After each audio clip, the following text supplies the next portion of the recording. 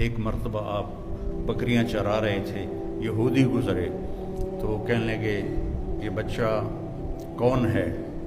تو حلیمہ کے خامے ابو کبشہ نے کہا میرا بیٹا ہے۔ کہنے لگے اگر تم کہتے نا کہ اس کا باپ مر چکا ہے تو ہم اسے یہیں قتل کر دیتے، یہ آنے والے وقت کا نبی ہے۔ 12 سال کی عمر میں حضرت ابو طالب آپ کو لے کر تجارت کے لیے گئے تو زرقا ایک جگہ ہے، میں وہاں گیا ہوں، وہاں ایک راہب تھا بحیرہ۔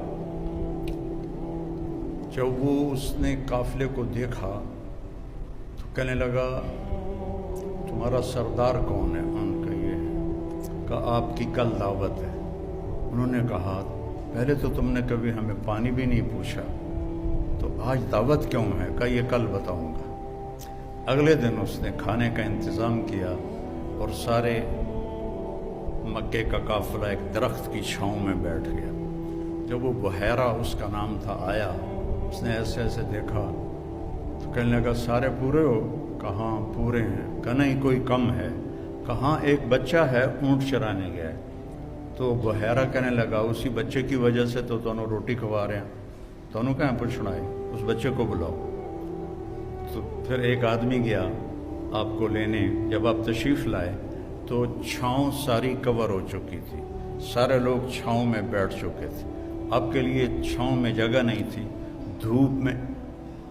دھوپ میں جو ہی بیٹھے تو درخت کی شاخوں نے آگے بڑھ کر آپ کے اوپر سایہ کر دیا۔ تو وہ بحیرہ یہ دیکھ رہا تھا، تو پھر وہ آیا اور آپ کو کھڑا کیا، کہنے لگا یہ کس کا بیٹا ہے؟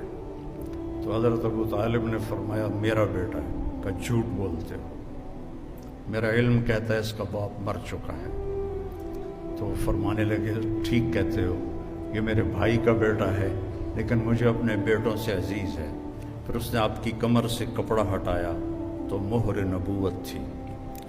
تو وہ کہنے لگا اس کو یہیں سے واپس لے جاؤ، یہ آنے والے وقت کا نبی ہے، اگر یہودیوں نے دیکھ لیا تو اسے قتل کر دیں گے۔